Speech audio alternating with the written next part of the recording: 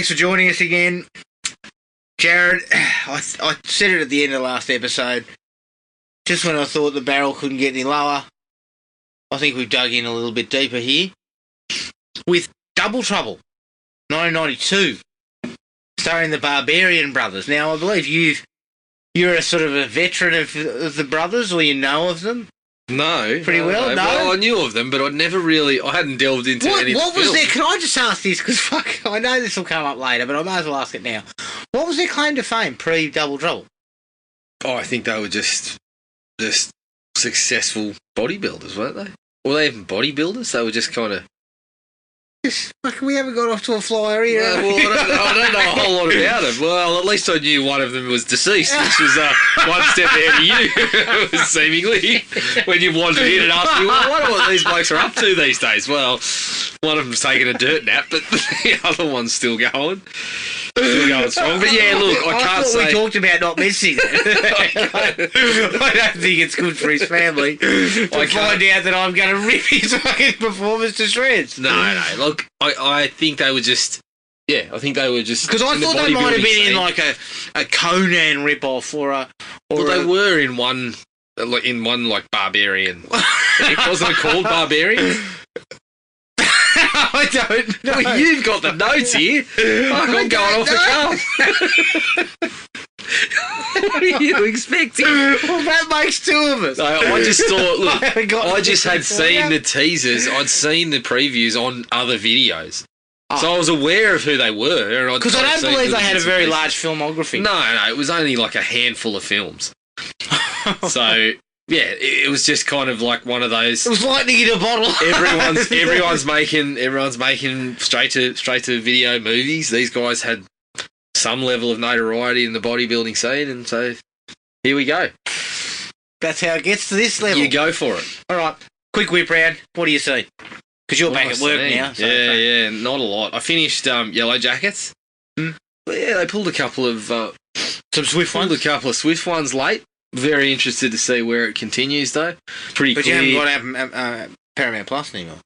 No, I still do. I've still got another 7 or 8 weeks of it, yeah. But they won't put out another season, mate. No, they won't put another season then, but just hopefully, I don't know, maybe next Prime Day I might get another cheap couple of months. Okay, fair enough. So, yes, I finished that. That was everything for me. Okay. Yeah, I am currently working my way through Malignant. Oh, yeah? I had a couple of hefty days at work, so 3 nights on the trot. I've gotten through 10 minutes and then fallen asleep. I'm chipping away at it. Yeah, as Kiz Rock would say, we're chipping away. I watched Encanto. Look, I enjoyed Encanto. It looks beautiful. It's not a Pixar, I don't think. I think it's a Disney. But these movies just don't make a dent anymore. Like, they're all the same. Like, I said to my daughter, I cannot remember I couldn't even remember what the one about the Day of the Dead was called. Oh, are you kidding me? That's one of their best. Could not remember a thing about it. Fantastic movie. Cannot remember it. Yeah, well, you need to go back to it. Cannot remember Inside Out. Like, I remember Up. I remember Incredibles. I remember Toy Story. I mean, they just go straight past me. That's probably because they're not I'm not the demographic, but it just feels like they're all a bit the same. Yeah, look, there is. I mean, of course, they're doing similar things at times. I mean, I remember Frozen too, I guess. Yeah, I don't know. I'm surprised to hear you say that. I thought Coco was one of their stronger efforts. Again, if I could remember it, it probably would have been. Well, fuck, there's your issue. But that's what I mean. They're so disposable, I can't remember them. Like they don't have anything to hold me. I remember sequences in Up and things like that. Yeah. Because they stuck out. They resonate. Yep. These ones don't resonate for me. They just kind of fly past. Like I hear what you're saying. But yeah, look, I had similar feelings. I mean, they're so disposable. Obviously, you haven't come across Raya and the Last Dragon already. No. Didn't even know they were there. Yeah. There is an element of that. Is it because there's more and more of them? Well, I think it's now, the market's a bit more flooded. They've kind of taken that Pixar model, right? So now it is the kind of the Pixar and Disney product are very, very similar. Yeah. And so you get a Pixar and you get a Disney, and they're just kind of bouncing back and forth. Are Pixar still in bed with Disney? Or Yeah, Disney owns them now. So Pixar, there's Pixar Disney, and then there's Disney on its own. Yeah. So why not just make Pixar movies? Oh, that's right. To me, hang on, that's right. There's fucking money to be taken out of people's pockets. But to me, it seems like that's what's happening. It's a bit of cross-pollination. Disney's learned a few things from Pixar, and just that's what they are. So, but I hear you. You've got to stick your fucking grubby hands in our pockets again, but a couple of times a year. But I'm marking up about the Coco comment. Okay, I love Coco. Well, if I could remember, if I watched it again, I might remember that it was good. The funniest thing about you not remembering it is the main song in the movie is called "Remember Me." Oh fuck! Well, there you go. That's what I mean. Okay, remember it. No, you know what I mean? What I mean is, nothing in it resonated at all. Mm. So I can't remember what it was, other than the fact that it was set during the Day of the Dead. Yeah, right. Stop showing me that shit because it's starting to fucking upset me. Sorry, Jared continues to show me photos from the Barbarian Brothers collection, which can only be described as cringy-juicy. Are they films? Yeah, The Barbarians is a film. Okay, so that's where they're known. There's one of them that looks like cheap Golden Axe cosplay. And the only other thing I saw was the first episode of a show that premiered on Netflix yesterday, I think. It's called Keep Breathing. It's all about this young lawyer who's trying to get to a small, sort of a very a wilderness type of area to meet with someone. I think it's in Canada. Mm. So she desperately gets on a plane with these two blokes who are flying a small sort of, small plane. Yep. And the plane goes down, and she's stuck out in the middle of nowhere. And the first episode flashes back a couple of times to some things in her past. So I'm assuming that we're going to get some dig into why she wanted to come out here, because she hasn't given a reason for why she wanted to come out into the middle of nowhere. And so far, first episode, 35 minutes, 6-episode run, pretty solid. I initially couldn't quite place the girl who was in it, but she's from Scream. She's the main girl out of Scream. Yeah, right. Scream, who I was very uncomplimentary about her performance in Scream, but she seems like she's a bit better here. Yeah, but that's it. Gold. Yeah. Now, quick up or down, Jared. John Wick 4. Oh. Fucking hell. Honestly, I mean, I said it to you, it's pure lunacy. Yeah. But it's the right kind of lunacy. I mean, the thing was a minute long, and I just finished it. I was sitting there going, oh, God. Give it to me. These idiots are all sorts of silly things are going on. But it's the right kind of stuff. The John Wick franchise has never it's always had its tongue in its cheek slightly. Yeah. About what's going on. And it works, a treat. I mean, I reckon this one will be more successful than the others. Yeah, well, the teaser is just perfectly whipped together. It's just snippets. I mean, you just see a flash and then you're on to the next thing. But you can just see we're going to be loaded to the fucking gills with punchy people, silly shit again, Forget about horses and horses kicking people and fights on motorbikes. We're past that. We're on the next level stuff. And then the end of it where it's like, you ready, John? And he just kind of looks and goes, yeah. I'm like, perfect. This is how you put a teaser together. Exactly. And I just think, that the series has barely put a foot wrong. In the sense of it taking that sort of that idea and then expanding it again and taking things to the absolute nth degree, the fights and stuff. I mean, I think the third one was the most successful by quite a bit. Yeah. And so there's plenty of money to be made in John Wick beating the piss out of every man and his dog. which I can fucking dig into that. I'd like to see the body count at this point. I mean, it seemed to have risen heftily in each picture.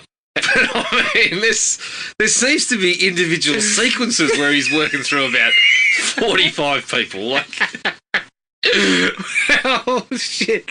Yeah, what?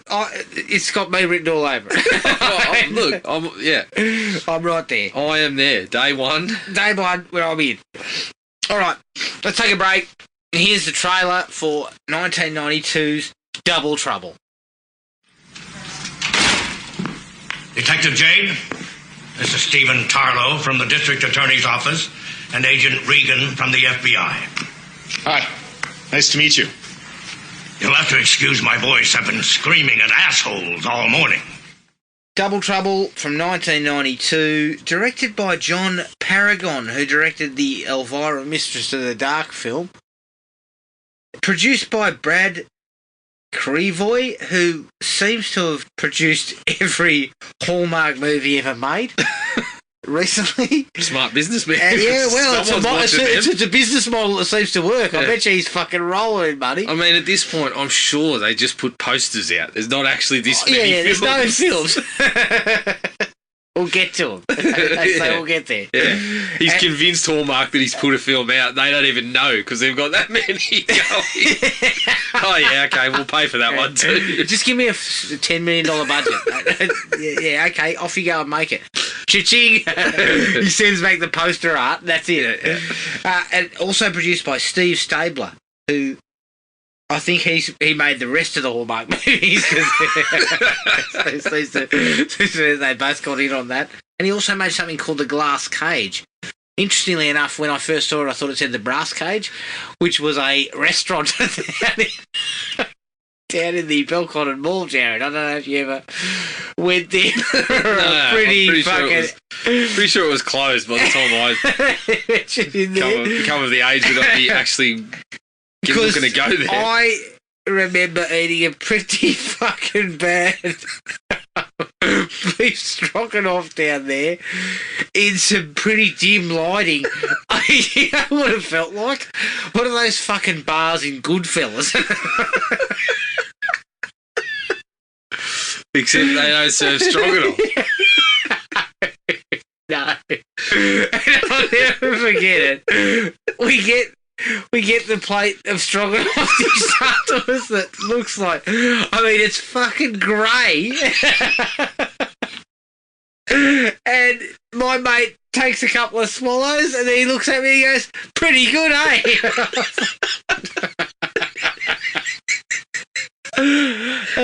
Our response was, no, it's not. I'd have to question. I'd say my thinking on that would be, I've never really gone to anywhere that serves stroganoff. Stroganoff. I know, it's out of a jar. I mean, these fuckers couldn't even be bothered with that. I mean, holy shit. Yeah. Oh my god. Just fucking sack the chef and get a jar of the pre-made stuff. Talk to Dolmio. It's coming out great. I think your man might have lied on his resume.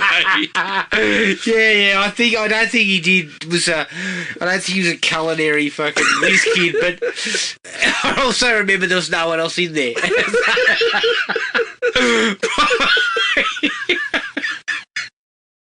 You know how to pick him, don't you? I mean, that's it was the 90s.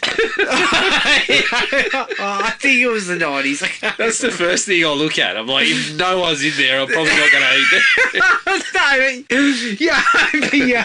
you are hoping to get like that diamond in the rough. No one else. A diamond in the grey stroganoff.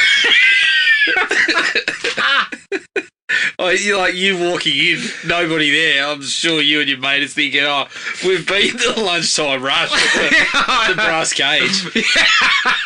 Lucky we got in, or there wouldn't have been any. Strangely enough, Jared, there was not one of those signs saying, please wait here to be served.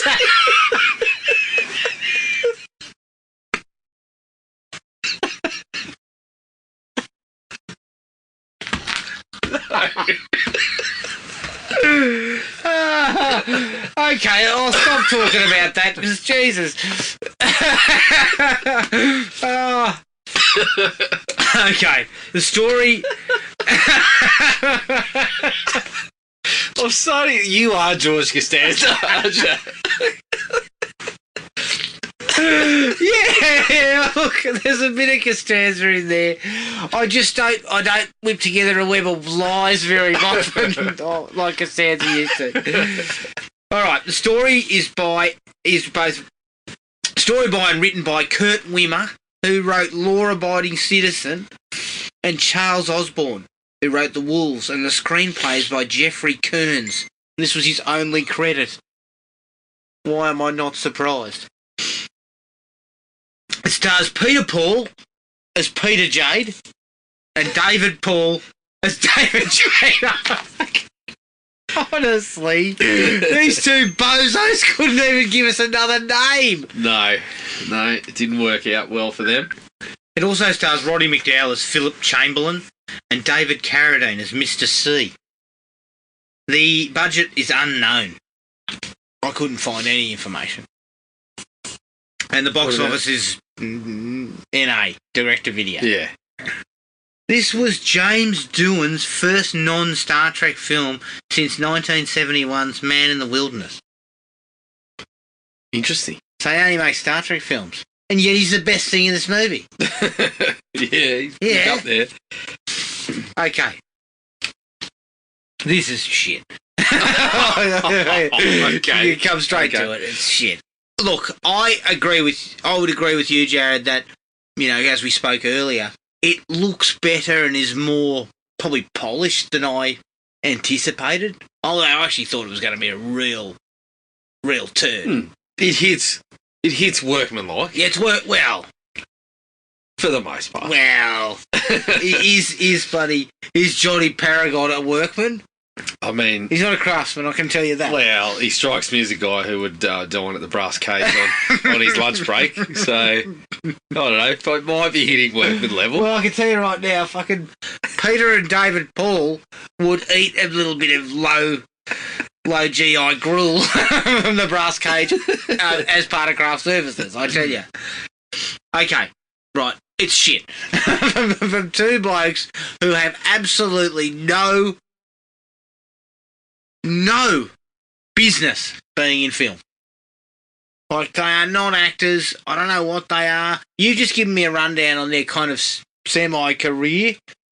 And, this was during that era where, like, they made Segala star, even though he wasn't an actor. And it's in that era where you're picking the video off the shelf on the cover.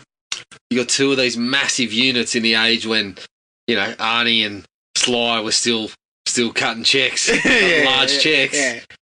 And you got two of them that look just like each other. You chuck them on the cover and you put a title of the movie about, being twins or being large or something like that. There you go. There's your direct-to-video selling point. I'm not going to lie. I don't remember picking this up in the video store in 92. I didn't pick it up, but I didn't hire it. But I probably picked it up and looked at the cover and then put it back. What? And went, oh shit, Don the Dragon Wilson's got a new one. Yeah. You skated past the Barbarian Boys for Don the Dragon. Okay, look, it's not very good. The acting skills are at a low level. Pretty poor script. Direction poor. Action poor. Fight scenes diabolical.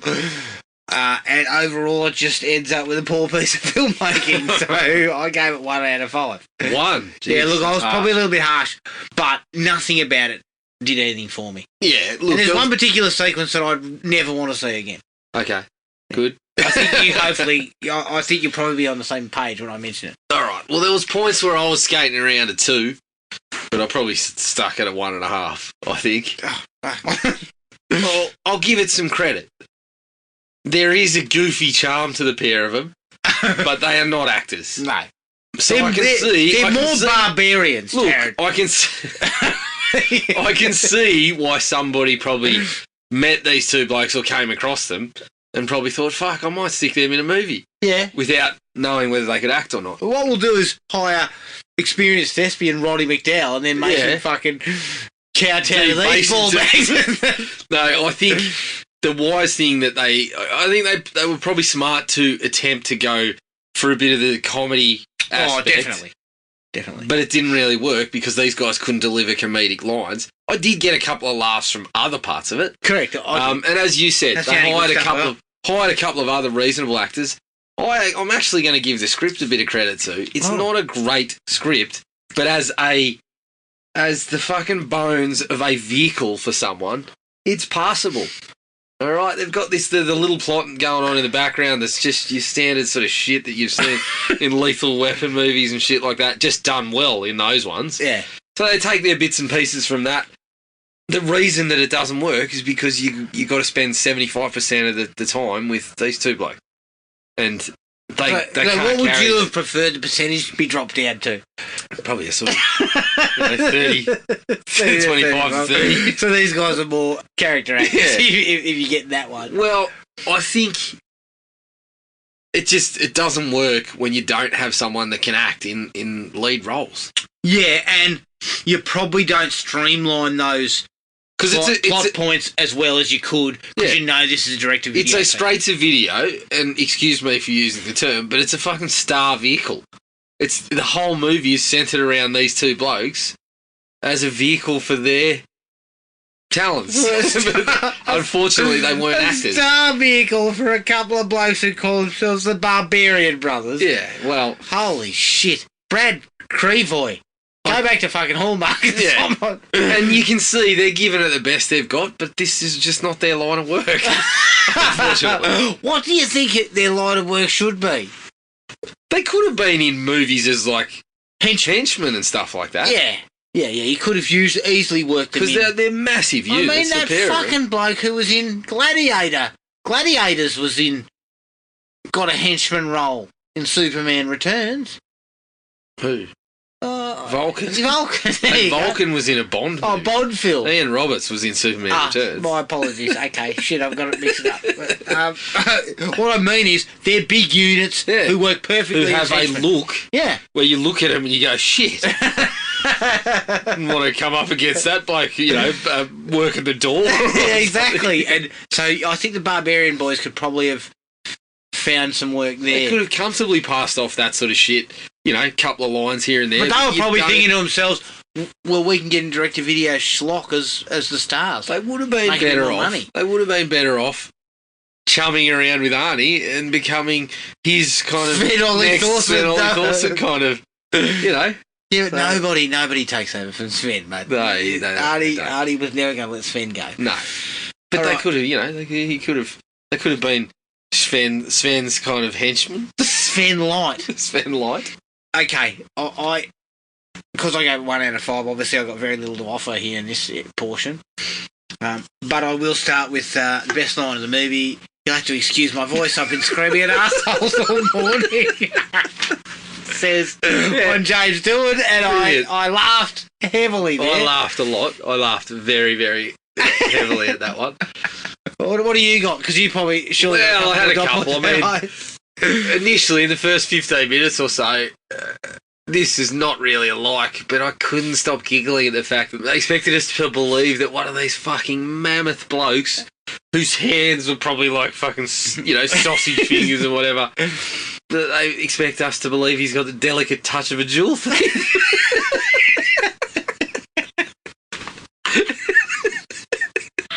Every time they show he's not using a laser to cut through a window. He's punching it in. Come on. They show him making these delicate little holes and then chipping away, and I'm sitting there going, he couldn't even hold the thing. Yeah, he'd be constantly going. Shit. It'd be like when you see Andre the Giant holding a beer can. Yeah, exactly. Oh, yeah. I did get a laugh when they knock out that FBI agent. Yeah, and David's standing over him and he sort of looks all upset and then he just goes, shit, he's alive. Yeah. I don't know why I found that funny. Yeah, very but good. I did. Can I give you, given that you've given me one that you laughed at unreasonably, I'll give you one that I laughed at. You'll raise me. Far Raise me more. one. I couldn't stop laughing at it. Here we go. was when Whitney, he kind of convinces Whitney that he's taking a piss and he's climbing out the window. Yeah. And then we fucking cut back to Whitney and he says, "Oh, my younger sister's a hell of a tennis player. You'd never know that one of her legs is shorter than the other one." I couldn't stop giggling at it. I don't know why. And then I also got a slight giggle out of David having to come back in through the window. Yeah. And then fucking stepping in the crowd. Like, I just thought, yeah, of course he stepped in the toilet. Good. But I actually felt, initially, I thought we could have got a bit more mileage out of Whitney because I thought there was a couple of mildly amusing moments where you've got... He could have been like almost like the referee. Well, the thing that made me laugh about it was, okay, he's an FBI agent who's clearly a bit fucking dull, which doesn't make sense, but the way that he kind of attached himself to the crim and was kind of like, this bloke's awesome. I was kind of thinking they had this rapport going. Yeah. You could have worked with that. I thought it would have been interesting to keep him around in the dynamic, because I thought at least when he was around, like I said, I got a couple of chuckles out of some silly lines that he was spouting. Yeah. So yeah, I could have done with a little more of that. James Stewart again. Yeah. Pipes up with when he's told that the FBI guy that was guarding a suspect, his response is, "The guy with the slit throat? Nice work." Like this. And I thought again, it was one of those lines that just tickled me because possibly delivery was involved. Yeah, a decent delivery. Yep. And again, the Barbarian brothers look at him like he's a fucking idiot. like, because that's the only facial expression they can muster. Well, there was one of them was kind of angry and one of them was kind of smiling. Yeah. And the only other kind of facial expression you mustered was one that seemed to, like they had a little bit of gas going on. They kind of wrinkled their faces up. Okay. What else you got? Come on. Anything? Well, I think you're probably going to disagree with this, but I thought Roddy McDowall was reasonable value for... No. As far as an actor's concerned, he at least shows that he's a professional. Yeah. And well, he fucking stands out. He stands out as far as actors are concerned. Yeah. My problems with him are actually more character, not and I can his see acting that. performance at all. I can see that. Like, McDowell's not a known villain type. No, that's where it doesn't work. But that's okay. I thought he passed that off all right. Mm. And they did do a nice little sequence where he shoots his second in command. Yeah. We'll talk about that down the stretch because I have a couple of questions about the villain as well. But he shoots his second in command. It kind of shows he's a bit more ruthless than you think. Yeah. Which I was fine with, as a nice little sort of, double cross. Yeah, used in these movies all the time, but it worked out okay. Yeah. And that's it. That's it for me. That's it. Well, I've got one more. And it's to do with when they bust into the penthouse. Yeah. I just felt like that was one of the few scenes where it played to what they can do. Mm. Like, they showed off a couple of feats of strength. And it was like, well, that's what we should be doing because these blokes, to that point, they hadn't really shown a lot of hand-to-hand work. No. But when they do, you can see why there's not a lot of it in the movie. So, when you get the idea of, there's a bloke trying to slip down the building on a rope, you get one of them fucking dragging him back up. Yeah. And then that one also fucking whips the satellite dish off and hoists it off the building. I was like, that's where these blokes... That's where this you're trying to should be showcase that they're really strong. Yeah, they're really strong. Because the rest of it, the gunplay and the fighting and stuff, they looked a bit unnatural in that. Yeah, well, I guess when you can't put your fucking arms down, because of the lats. Okay, I get you. That's how you go. That's when you're going to have a problem. Yep. All right, so you got nothing else? Nothing else there. Nothing else. All right, into the dislikes. I didn't know what they were really going for, right? So you're saying you want a bit of humour, yeah? Mm. And that probably, out of anything that's successful, that's probably the most successful. Yeah. But then you're trying to bring into some action pieces. Yep. You have stuff about his partner getting killed. Yeah. Which I remember just thinking, who's his partner again? Yeah, probably doesn't fit in the, the comedic level. So you're trying to go with that comedic lane, but then you have his partner killed and you have this sequence where he talks about he punches out the bloke because he made a comment about her. Now, did I read too much into this? But there was a photo that possibly suggested they were more than partners. They were more than... No, because she had a fucking husband. He turned up in the cop shop or at the funeral. Really? I mean, unless is it Peter Paul? Was it fucking which one was it? Peter or David? It was Peter. Peter. Peter the cop. Unless he was fucking hiding the purple parsnip behind his mate's back. Well, is it a parsnip or? Oh, in his case, it's a fucking giant parsnip. Yeah, boss. Oh no, she's probably a roid budget. So no. Look, getting away from that is she had a husband. So I guess I don't quite know what they were trying to say. I don't recall the husband. Yeah, I saw him briefly. Shit. No. What I think they were trying to go for was that they were very close. I think I need to fucking double check this, but yeah, I saw there was a picture there and he was fucking holding her or something. You know, like didn't look like that. Didn't look that. No, but I don't think it was. I don't think they were sleeping together or anything. I think the idea was that they'd been partners for years. And they were very close. Well, I misread that because remember I got the vibe that they had previously been. No, that's not what I got. Yeah, but you weren't watching the movie. Oh no, I was fucking comatose by it. But you were cursing the movie. But what I mean is that I don't think that was what they were going for. I don't even recall a fucking funeral.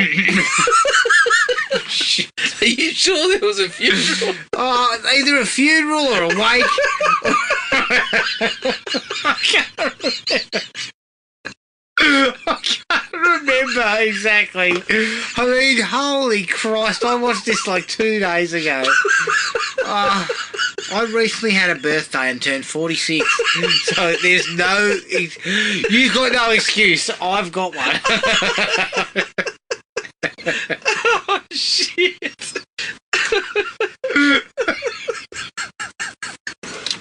You're starting to do what my dad used to do, which I would love, when he'd start fucking watching a movie and he'd be yelling, "Oh yeah, I've seen this," and then he'd get to the next scene and he'd go, "Oh no, I haven't." And then we get to another scene and go, "Oh yeah, I haven't." I think that's what you're getting to. Well, don't you start because you don't even remember the funeral / wake sequence. That's because I don't think there was one. I'm pretty sure there wasn't one. But whatever, her husband was there. I'm telling you. She had a husband. She had a husband. Her and Paul or Peter. Jesus Christ.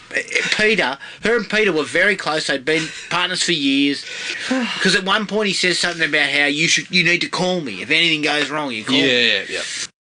I just thought that was the fucking boss. Jesus Christ. I don't know what they were going for. Yeah, right. And then there was a little bit of synth music, so I thought maybe they were going for Beverly Hills Cop. Yeah. They were way off target, I can tell you. Terrible actors, both of them. And look, pretty bad. They're doing their best. No to the boys. Mullets went out in the 80s.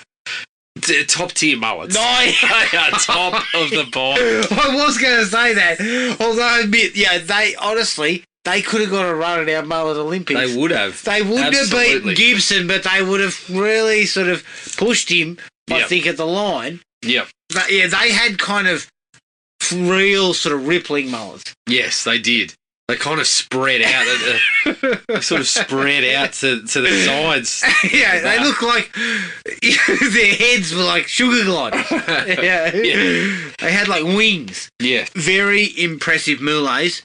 Does not make up for the fact that they were not good actors. And look, like David Paul was probably better because he had the goofier role. Yeah, and you could see, like I said, there was a fucking childish kind of charm to what was going on, but they couldn't give you much range. We'll put it that way. No, of course not. I mean, I didn't want to go this far, but in my mind, they couldn't have acted their way out of a wet paper bag. Okay. They were pretty bad. Yes. Right, but you know what, though? Steven Seagal hasn't been able to Steven Seagal's act a his way out of a terrible wet actor. paper bag. At least there was a shred of self-awareness about these blokes. Yeah. They weren't making fun of themselves the whole time, so I'll give them that. The love-hate kind of relationship between the brothers, it just doesn't work. Like, Well, it's the classic case of, yeah, it's fine. It's a outlandish setup, but fine for this sort of stuff. we'll let it go. But there's nothing there. You can't. How do you build characters with these blokes? Fair. It's all surface level bullshit too. Yeah. There's It never sort of descends any lower. Or They spend about 2 minutes trying to concoct a little bit of sort of coming together and them kind of spilling the guts to each other. Yeah. That's it. That's all you get for the whole movie. Yeah, and it just all the jokes they kind of pull out are kind of lame. Like it just doesn't kind of find its feet there. Whereas if the writing had been a smidgen tighter, Yeah. you might have got something out of that kind of stuff. I mean, there's a number of gags in there where you look at it and you think, give me a couple of hours and I'll come up with a better line than that. Yeah. Yeah, give me a booth at the brass cage for an hour or two. A couple of plates of stroganoff and a pad and a pen. I'll come up with And something. I think all I'm writing is, oh my god, my stomach hurts. I'm writing, help me. Yeah. Okay, Roddy McDowall, fine as an actor, but he's just not a villain. He never kind of produces any real menace apart from when he shoots his partner. Yeah. And see, a Roddy McDowall, you could have used him in a different way. I think you would have got more. Like a David Carradine. Well, Was it David? yeah. Was David? He would have been a nice villain. A Roddy McDowall is passable, is fine with what he does, but there's never an instance where, like I said to you, who is he? What is he? How did he get to the top of this villain? Well, I didn't know. Was he an art thief or what was he? Well, I wanted to see. He wanted to break into the vault with that. I mean, thing. with some of these really successful villains of this type, like the Hans Gruber, for example, you get scenes where you see why Hans is the boss. You see a ruthless side. You see him telling Carl and Co. telling what to do. Yeah. Or you see whether he gets challenged or put in a situation, and you see they use the nous or the ruthlessness or whatever to get out of it, or to Roddy didn't have any of that.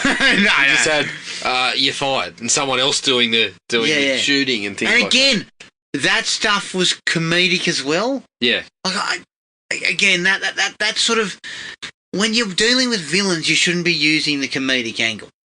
Like the comedic angle is for Peter, Paul, and Mary. Right? Yeah. That's what you use that for them, but then your villains are supposed to be a bit more serious. Yeah. And I could have got away with Roddy McDowall as he was if you got a sense. The only time you get it is when he cuts the hand off in the opening scene. But that wasn't really enough. We do not get off to a flying start when we turn up to the airport to collect the English bloke with a briefcase cupped to his wrist. Yes. Who then proceeds to look at the camera and go, Los Angeles International Airport. I was just like, oh, shit. Yeah. At first, I wrongly thought that was James Doohan. I was like, what is he doing? You reckon the Barbarians can't act? There is a number of people in supporting roles in this film who can't act. Yeah. I did notice, though, you had the captain. He was someone I'd seen before. Yes. There was a couple of people on the force I'd seen a few times. Serviceable. I'd never seen his partner before. Mm. What about the husband and all the attendees of the funeral/wake that I'm not sure actually ever took place? Fucking hell. Was I watching something else and just getting them mixed up? I think you're still on a high from Iceman's, funeral in Maverick. Oh, yeah, that's it.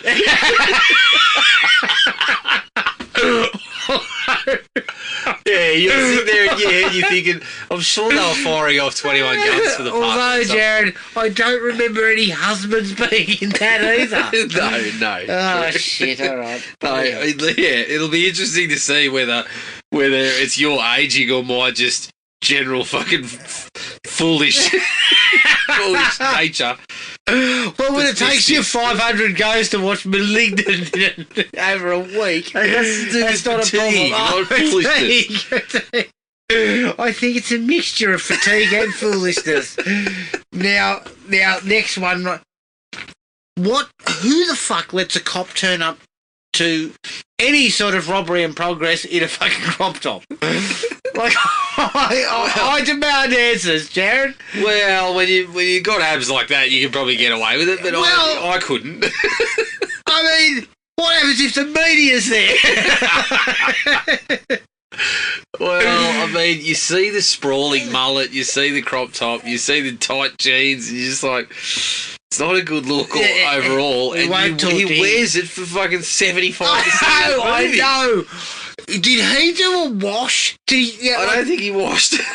He hasn't washed. Because they roll around and belt each other up, and then he gets back into it later on. It looks clean as a whistle. Yeah. I mean, someone must be doing his laundry for him, but that was not spelled out. Maybe it was his wife. No, it must have been his partner. who had a husband on the side. Jesus Christ. Okay, yeah. How do we expect to break down movies when we're not even sure what happened in that movies? Yeah. Look, but that's been a long-running problem for about 300 episodes. Yeah, true. Okay. This is where we get to the lowest ebb of lame. Yeah. The cat burglar joke. Where they just put the box in front of him with the cat in it. I was like, know. What are we doing? I thought to myself, like, who's shelling out dollars to buy a pet? And they're going, oh yeah, the cat burglar. And I'm just like, at least come up with something mildly amusing if you're going to deliver the cat. Again, give me an hour. I'll come up with a better gag for you to have. Yeah, and that was running through the whole movie. The writing of, and as you said, it's no wonder the guy didn't get another gig, because that was the major stuff that didn't work. Yeah. Was when you had to spend time with these guys and they were cracking gags on each other and whatever. They didn't work. Although I'd have given him another chance alone on I've been screaming at arseholes all morning.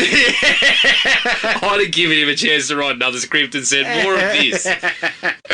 Yeah, stick to this, not that other shit you've been piling in there. Yep. Also, and this brings me back to another one. What the fuck happened to the poor cat? We didn't see it again after he took it to his apartment. We also didn't see the bird next door, who was kind of eyeing him off, and I thought, oh, well, this is going somewhere. Maybe that will help ease the pain of his ex-wife dying. You seem to have forgotten the funeral, but I don't remember that. I don't remember him getting eyeballed. Yeah. You know, the woman that comes, when he's taking the cat home, his neighbour peeks out and she's wearing, like, dressing gown or something like that. And then he goes in and starts pumping the weights. And he's going, yeah!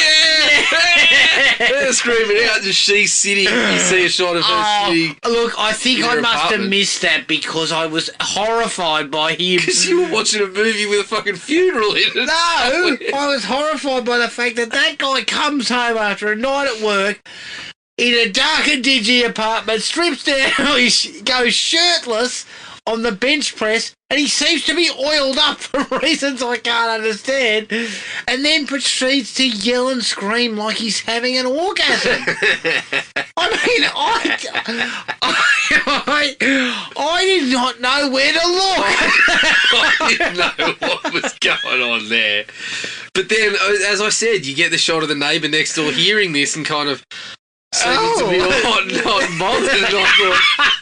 And I thought, okay. I can tell you now, if she'd have walked in there, she'd have been not hot and bothered anymore. Yeah. Because he looked I thought she was Chekhov's neighbour, that we were going to come... we were going to get her. I guess Peter Paul's a rogue.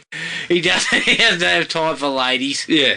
Except for other people's maybe wives. she was looking after the cat that we also didn't see again. Yeah. So, yeah, look, that scene instilled me with horror. Also, you've also skipped over one of the most horrifying scenes in the movie. Yeah. Let me state, in no uncertain terms, I did not need to see a fucking largely exposed ass crack to reinforce incompetence of a security guard. I mean, that was a hefty fucking serving of salmon there. I didn't order salmon. Oh, no. No, I did not order salmon, and quite frankly, that was basically a brown eye. That wasn't plumber's crack, it was fucking... Yeah, we didn't need it. Oh, shit. Yeah. Like, okay, he's incompetent. I get it. He can still have his pants pulled up. It was his whole ass. Yeah, you don't need to ram it home. I understand. He's a fucking idiot. Yeah, shocking. Thank you. Yeah, coming back to David's reaction about the death of his partner, he says one note as it comes. I mean, he does not change facial expressions, Jared. No. His partner of many years, who you assume he's rooting on the side. No, I didn't assume he was rooting on the side. I got previously a couple. Okay. Was I wrong? Was it a throw? Sorry, I apologize. I seem to have missed the third party in this whole... I apologise for being so tactless. The fact that you think they were together. So if that was the case, his reaction to her death is... it's... I think it's fair to say it's understated. I mean, he's breaking up on the inside. He must be, because he barely cracks it. He gives us nothing in the face. Yeah. And then that scene is over, and we never hear about it ever again. He's not doing it for revenge. He's not doing it for... Nope. It's bullshit. I hear ya. The shootout, in the penthouse apartment. Yeah. I mean, I've never seen so many random shots getting fired. Like, it just cuts to the boys going, and then mirrors are all bursting and falling. There's more glass in the place than you know what to do with. Yeah. It's that sort of stuff that cruels the film. Yeah, it does. It hurts it. Anytime there's something action related, it's pretty poor. Yes. I mean, which is why Johnny I said Paragon, I think the not whole a thing David about, action special. ripping off satellite dishes and stuff like that. That's what you should have been doing. And the one where he decks the other police officer, you get the shot of him fucking flying through the air and landing on the bloody swing in the playground. That's the shit you should have stuck with. I mean, Arnie used to do that all the time in his early movies. Yeah.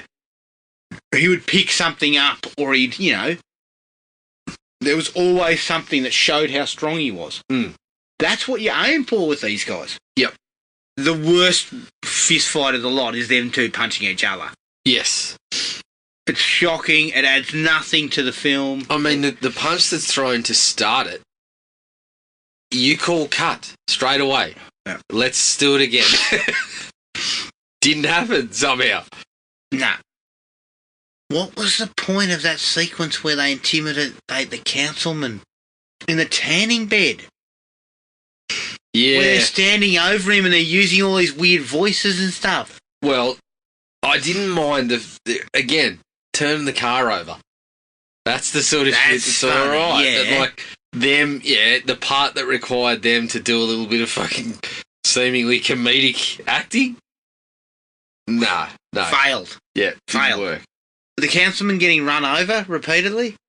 It's clearly a dummy and bouncing around all over the place, and just really, really showcases how cheap and nasty this sort of thing is. Yes. The diamond heist, where they're trying to stop it. Yep. That is just so limp. Mm-hmm. Like, all of that is so sort of it just doesn't have any excitement at all. It just nothing sort of works. No, and that's where you got problems here because what you do again, is the action stuff. You cut around these blokes with good action. Yeah. You don't hire John Paragon. I mean, get a few close-ups of them firing guns and stuff, because when you're seeing them doing that stuff, as you said, it's difficult because they can't put the two hands together to hold a gun because their arms are so fucking huge. Like it just looks so unnatural for them. Oh man. I also I got a question for you too about this period of time. Straight to video films. Was there a picture that was beneath David Carradine at this time? No, there was not. David was hungry and needed money because he is in this for what? Maybe about 2 minutes? Yep. 3 minutes? Yep. He's fairly highly billed. Highly billed. Again, Carradine would have, I felt, been a better villain because, Jared, you needed to pit these guys against another big bopper. But Carradine was giving you a day, tops. By the look of it, he was giving you an hour. You know, Jared, that your film's in trouble when David Carradine tells you he can only give you a day. McDowell says the schedule's clear. Yeah, McDowell says, I'm not busy. Whereas Carradine says, I can give you a day. I don't know why, because I don't think he was exactly punching out good stuff back then. No, he was sleepwalking. I mean, yeah, he said, I've got a day because I'm shooting martial law. It's filling up. Or martial quite law rapidly. 2, whichever one he was in. But Carradine would have been a better villain because he has more of that kind of villainous intent about him. Yeah. But you needed another pair of big boys, henchmen, that then the two brothers take on. Yeah, you could hand probably to hand. Yeah, something like that. Problem is, you couldn't shoot hand to hand like a worth of shit. So why would you bother? So maybe you didn't. Yeah, I mean, I think the producers just looked at it and said, "Well, but that would have made sense, wouldn't it? You got these two huge units, and you put them up against two others." Yeah, but that's the stuff where you probably don't need to do hand to hand. That's where it's okay for two massive units going against each other to be a bit sluggish and a bit... Yeah. You as you said, you rip out a fucking parking meter or something and start swinging at each other. Yeah, exactly. Yeah, that's right. Play to the strengths. Yeah. That these guys had. Look, the last one for me was, right at the end, Roddy McDowell toasts his crew to the most brilliantly conceived plan. And I was just like, how? Like, it wasn't brilliantly conceived in any way, shape or form. It was just a sort of a coincidences that get them back the piece of stuff they were after. That's all it is. Yep. So the plan's a load of shit, this is where Roddy. I'm saying, look, this is where I'm saying that stuff could have worked. The fact that... Okay, so the setup is these guys have gone to these lengths to fucking take this particular thing that they need. Mm. Dickhead cat burglar's got in the way, has stolen said thing, happens to be twin brother of cop. Yeah. That's all right. For this sort of shit, that's fine. But as the plan's going through, we get tied up with all these other people rather than just, this guy's got our thing. Yeah. And we're hunting him and down. And we need to get it back. Yeah, and he's bullshitted to get his way out, get his way out. But the way it is... Even if he bullshits, you're saying, yes, you'll still be in our custody. We'll take you out of Gen Pop. Yeah. But you're still in our custody, and we'll get back to you when we act on your information. Do you think the Barbarian brothers would have been perfect extras in Tango and Cash? Oh, absolutely perfect. Down in the industrial laundry in the prison. Yeah. I think they would have been perfectly suited for that. Spot on. Along with that big guy with the gigantic jaw. Yeah. Robert Dazar. Speaking of, we just got a bit more Joe Bob. Maniac Cop. Oh, Maniac Cop's on there, isn't it? Going to get on that. Maniac Cop's not a bad film. Yeah, I like it. Yeah. What about 2 and 3? Love them too. I haven't seen them. I'll watch all of them. I know, I bet you will. That was it for me. Yeah. I didn't really have much else to say. No, I think I summed it up pretty well. I think you made your feelings very clear on a film that you may or may not have watched thoroughly. Properly. Yeah, I don't know if I watched it fully. My mind is not what it used to be. No. So it would seem. Well, again, there's not much to begin with. So yeah. we're chipping away at that. Yeah. Like, I mean, I'm a pea brain. It's funny because I was actually thinking the other night when I was watching The Prowler, how that guy survives after having the bayonet shoved through his head. Yeah. And I was thinking, well, it's possible. I mean, my brain's so fucking small. It would have missed all the vitals and gone straight through. It's just a minor abrasion at this point. Exactly. So, look, when you click over to 46... Look, I'm a pea brain too, but I think my peas are going a bit mushy as well. Like, there's not much happening. No, hang on, sorry. It's pea soup at this point. Hang on. So I'm 46. Yeah. And you're 40. 40. You're 40. Yes. So you got 6 years on me. Yeah, but that doesn't mean much. I know. Certainly. It's fucking dumb and dumber. Our fucking lineage. There could be some fucking issues down the track. I'm not sure what the fuck this will become. A couple of years. But look, that's the end of Double Trouble. Yeah. I'm gonna. Next week, Barbarians. Can I put a caveat? I don't want to see another one. Come on. Of course you do. I tell you what, I'll tell you, let's put this caveat on it. I don't want to see these guys again until you butter me up and you talk me into it. I talked you into it? No, I talked you into this. I became aware of it.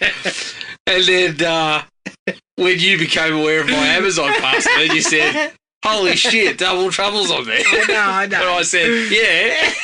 Okay, look, I talked you into this. I wish I hadn't.